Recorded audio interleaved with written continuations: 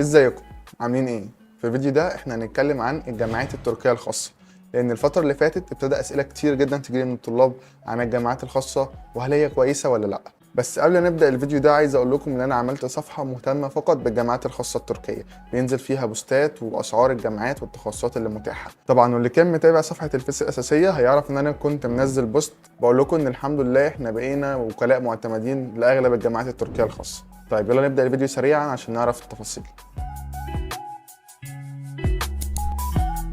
طيب خلينا الأول نبدأ بالميزات اللي موجودة في الجامعات التركية الخاصة. أولاً هو سهولة القبول في الجامعات، يعني أنت من أي مجموع تقدر تقدم على أي تخصص وضامن كده كده إنك هتتقبل، ودي طبعاً من الحاجات الكويسة جدا إن مفيش تنسيق أو مفيش مجموع معين أنت محتاجه. وطبعاً متاح في أغلب الجامعات التركية الخاصة الاختيار ما بين اللغات، يا تدرس بالتركي يا تدرس بالإنجليزي، وكمان في بعض التخصصات متاحة بالعربي. وطبعاً إنك تختار ما بين التخصصات فدي حاجة كويسة جدا مش موجودة في الجامعات التركية طبعاً الحكومية. والميزة التانية بالنسبة لي هي سهولة الأوراق اللي بتحتاجها علشان تقدر تقدم على الجامعات دي، يعني أنت مش محتاج أكتر من الشهادة الثانوية بتاعتك وصورة من جواز السفر وصورة شخصية ليك وإيميلك، وطبعا بعض البيانات الصغيرة. يعني أنت لا محتاج تروح تترجم ورق من لغة للغة أو توثق ورق من سفارة أو تعمل أي حاجة، انت كل اللي محتاجه الاوراق اللي احنا قلنا عليها، ودي حاجه طبعا بتسهل عليك التقديم والاجراءات اللي بتحتاجها في الاول. وزي ما قلت لك لو حبيت تقدم عن طريقي في اللينك اللي سايبه لك تحت الفيديو فالتقديم كمان مجاني يعني بدون رسوم.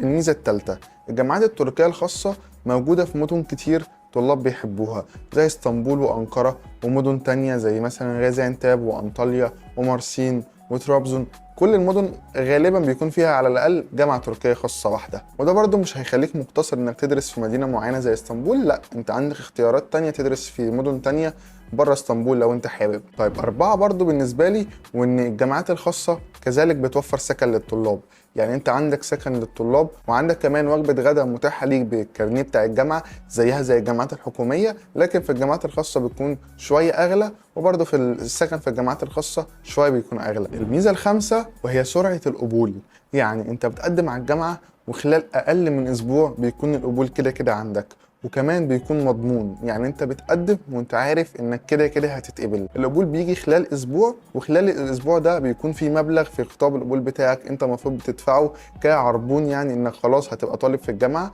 على ما تيجي وتكمل بقيه الاجراءات وتدفع باقي الفلوس. المبلغ ده مجرد ما بتدفعه بينزل لك اثبات القيد بتاعك وبتكون خلاص بقيت طالب رسمي جوه الجامعه وبتمشي في اجراءات الفيزا. الميزه السادسه ان الجامعات التركيه الخاصه مش بس معتمده في تركيا، الجامعات التركية الخاصة معتمدة في أغلب البلاد العربية وكذلك معتمدة في الاتحاد الأوروبي، وطبعا دي مش ميزة وبس، دي حاجة مهمة جدا إنها تكون موجودة في الجامعة.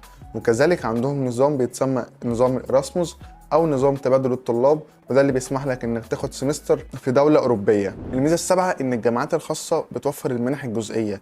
المنح الجزئية دي يعني تخصص مثلا ثمنه $1000 في الاربع سنين، مثلا المفروض تدفع $4000 على بقى اقساط كل سنه بتدفع 1000، فالجامعه بتقول لك ممكن تاخد منحه جزئيه بخصم بس تدفع الفلوس كلها كاش مره واحده، بدل ما تدفع 4 سنين ب $4000 اقساط تدفع مثلا $2000 كاش مره واحده مصاريف الاربع سنين، او $3000 مصاريف الاربع سنين.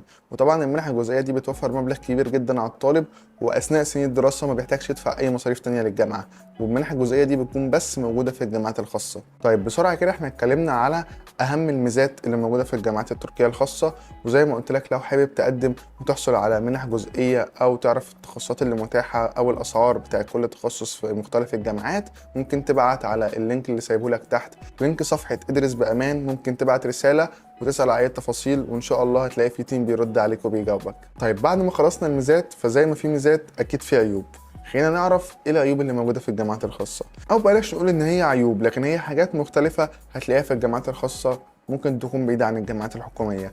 وبرضو احنا كنا عاملين فيديو بيقارن ما بين الجامعات التركيه الخاصه والجامعات الحكوميه، ممكن ترجع تشوفه. اولا بشوف ان اسعار الجامعات الخاصه في بعض الجامعات او في بعض التخصصات مش في كله بتكون شويه مبالغ فيها او مرتفعه، لكن قصاد كده فانت بتضمن قبولك وفي نفس الوقت بتقدر تخش من اي مجموع. وزي ما قلت لكم ده الحل البديل للطلاب اللي مجاميعها ضعيفه عن ان هي تتقبل في الجامعات التركيه الحكوميه. وكذلك ان الجامعات التركيه الخاصه مش سيئه، يعني مش معنى ان هي بتاخد من مجاميع قليله فمعنى كده ان الجامعه دي وحشه، لا الجامعات الخاصه ممكن تكون بتاخد من مجاميع قليله لكن انت بتدفع رسوم، بتاخد قصاد كل جنيه بتحطه او كل دولار بتحطه خدمه او مقابل ليه، فانت بتدفع وفي نفس الوقت بتلاقي خدمات كتير جدا متاحه وانشطه كتير جدا ونظام تعليم عالي جدا. الجامعات ما بتكونش سيئه، يعني عشان بس الطلاب ما يخلطوش ما بين ان انا مجموع قليل فاكيد الجامعه دي سيئه. لا، الجامعات بتكون كويسه جدا وممتازه جدا. وانتوا عارفين ان لو الجامعه فيها حاجه او في حاجه في وسط العيوب انا كده كده هقولها لكم.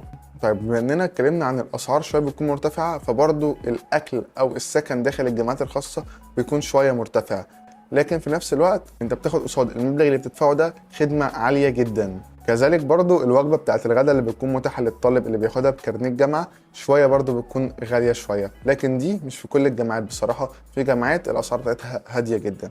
طيب هي العيوب بصراحه مش كتير، انا قعدت وانا بكتب الفيديو اشوف ايه العيوب اللي ممكن انا اقول عليها اللي هي فعلا تكون عيوب صعبه جدا. لقيت حرفيا ان مفيش عيوب كتير خالص، هو كل الفرق ما بين بس ما قارنت الجامعات الحكوميه والجامعات الخاصه كاسعار اكل وسكن، لان هي المفروض دي حاجه اساسيه، لقيت ان في ارتفاع شويه في الاسعار بالنسبه للجامعات الخاصه. غير كده مفيش اي عيوب انا بصراحه لاحظتها، كمثلا تعليم ان هو سيء او كخدمات ان هي سيئه، او مثلا ان ما فيهاش نظام الاراسموس، لان الجامعات الخاصه الحكوميه برضو اقصد فيها النظام بتاع الاراسموس. فلقيت ان هي ما بينها وما بين الجامعات الحكوميه ما فيش مشاكل او فروق كبيره، هو كل الفرق دي بتقبل من مجموع اقل بمصاريف اعلى ودي بتقبل من مجموع اعلى بمصاريف اقل، والاسعار بتاعه الاكل والسكن بس هي اللي مختلفه.